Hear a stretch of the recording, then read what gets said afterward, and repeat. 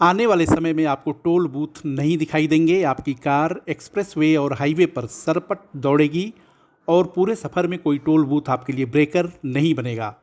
जहां पर कई बार आपको आधे घंटे तक भी इंतज़ार करना पड़ता है। जी हाँ, सही सुना आपने। अब फास्टैग का झंझट खत्म होने वाला है और कार ड्राइव करने के दौरान ही आपका टोल ऑटोमेटिक तरीके से कट जाएगा। यानी जितना किलोमीटर चलेंगे उतना किलोमीटर का ही पैसा कटेगा। और सबसे बड़ी बात यह है कि पहले 20 किलोमीटर के सफ़र के लिए कोई भी पैसा नहीं देना होगा, यानी 20 किलोमीटर का सफ़र पूरी तरह से फ्री होगा। असल में सरकार ने टोल वसूली के लिए जीपीएस आधारित सिस्टम को नोटिफाई कर दिया है, जिसे ग्लोबल नेविगेशन सैटेलाइट सिस्टम कहा जाता है।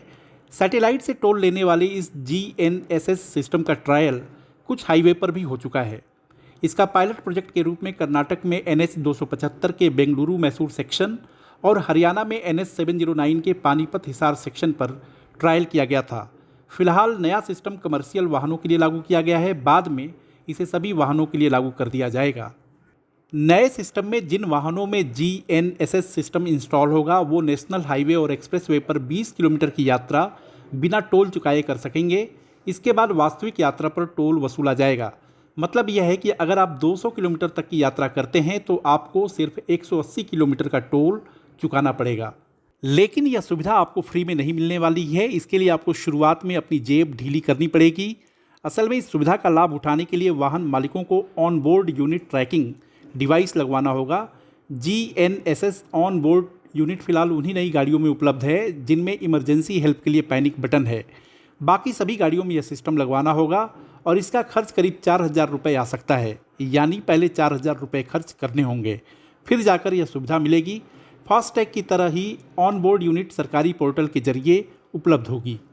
सरकार के अनुसार शुरुआत में हर टोल पर जीएनएसएस के लिए डेडिकेटेड लेन बनाई जाएगी, जिससे ऑन बोर्ड यूनिट स्लैश गाड़ियाँ निकल सकेंगी। यानी अभी फास्टैग सिस्टम भी चलेगा। हर जगह सैटेलाइट सिस्टम लागू करने के लिए टेंडर प्रोसेस शुरू किया जा रहा है। जैसे जैसे काम पूरा होता जाएगा वैसे ही सैटेलाइट सिस्टम शुरू होता जाएगा। अब सवाल उठता है कि जीएनएसएस कैसे काम करेगा। तो जीएनएसएस पृथ्वी पर किसी डिवाइस की लोकेशन, समय और स्पीड की गणना करने के लिए सैटेलाइट नेटवर्क का उपयोग करता है।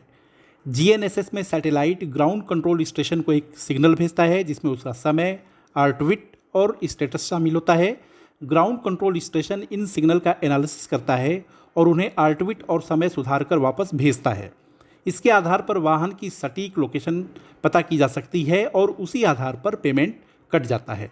जीएनएसएस आधारित टोल सिस्टम पहले से ही यूरोप के कई देशों में लागू है। जर्मनी ने 2005 में इस सिस्टम को लागू किया था। बेल्जियम, हंगरी, रूस, चेक गणराज्य और बुल्गारिया जैसे देशों ने भी इसे भारी वाहनों के लिए लागू किया है। हालांकि हर जगह यह मॉडल हाइब्रिड ही है। तो आने वाले समय में ग्लोबल नेविगेशन सैटेलाइट सिस्टम के लिए तैयार हो जाइए। और अगर केंद्रीय मंत्री नितिन गडकरी का प्लान सटीक बैठा तो कुछ वर्षों में फास्टैग गुजरे जमाने की बात होगी। वीडियो को लाइक, शेयर और सब्सक्राइब करें और इसके साथ कमेंट भी ज़रूर करें। देखते रहिए इंडिया अड्डा।